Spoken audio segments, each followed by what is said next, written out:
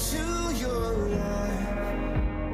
Help me make the most of freedom and of pleasure. 'Cause everybody wants to rule the world. Everybody wants to rule the world. If you're after the latest technology or IT support, our passionate team can help. Plus IT, we're all about local. Power 103.1, Ballarat's leaders in local. Listen anywhere you go on the free iHeartRadio app. Your news now. Hi there, I'm Brett Mack with your local news first. Experts say regional and rural motorists will be among those to benefit from the introduction of a new vehicle efficiency standard to be introduced early next year. It's estimated the new standard will result in $95 billion in total fuel savings, while reducing emissions and delivering a further $5 billion in health savings by 2050. Independent economist Nikki Hutley says the new standard is a critical step towards meeting our climate targets, while helping regional drivers save money at the pump. Regional Australians spend a lot more time on the road than those who live in our cities and drive longer distances and, of course, use more fuel.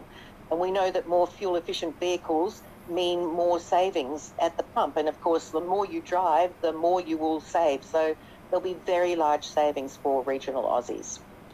Ballarat's best and brightest young people were celebrated at the City of Ballarat Youth Awards on Friday night. Amy Hobbs and Gemma Gale were named as the winners of the prestigious major awards for ages 18 to 25 and 12 to 17 respectively. The awards have now been running for 19 years, with over 100 nominations received this year. To sport, and an exhausted UL Reith and coach Paul Cleary will begin making the trip home to Ballarat from Paris tomorrow. UL went into the high jump as Australia's best, but couldn't manage to get back to his 2 metres 30 PB, clearing 2:20 at the Games. Next up, he'll start preparations for the World Championships in Tokyo next year. That's the latest in your local news.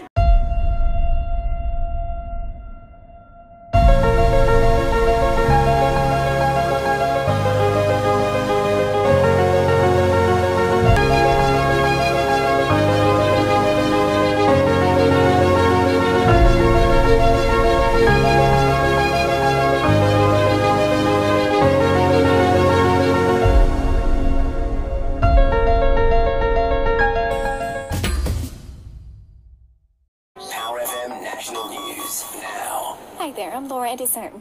The Australian Transport Safety Bureau has sent investigators up to Cairns in Queensland to look into this helicopter crash into a luxury hotel that killed the pilot. Whether it was stolen will form a part of that, but Chief Commissioner Angus Mitchell says it's important to acknowledge the impact. We've certainly just had a look at the room that was impacted, where we had 2 people asleep at the time, and no doubt that's been a very traumatic experience for them. Legislation has been introduced into federal parliament to expedite the process of placing construction union, the CFMEU, into administration amid allegations of criminal conduct. It would allow an administrator to oversee operations. Still in Canberra, and federal police who guard Parliament House are threatening to walk off the job as part of a long-running pay dispute. Parliament would need to shut down if that were to happen. And Aussie breakdancer Rachel Gunn has taken no notice of online criticism, taking to the streets of Paris following the closing ceremony to perform again.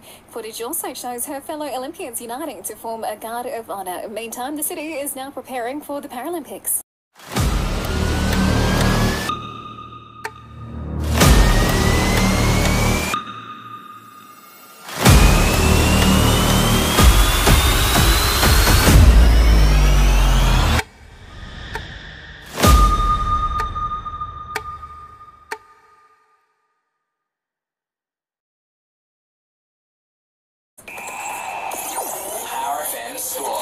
Brought to you by D2E Gym. From Delacombe to Wendouree, you're never too far from a D2E. To sport now, and in AFL, Carlton star Harry Mackay has been sent off for scans today after the forward suffered a quad injury in the final minutes of the Blues' crushing loss to Hawthorn.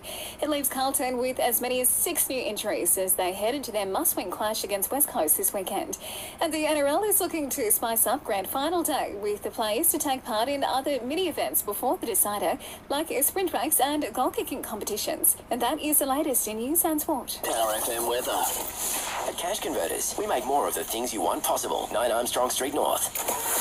For the rest of your Monday, mostly sunny conditions. Tomorrow, partly cloudy with a minimum temp of 6 and a max temp of 17.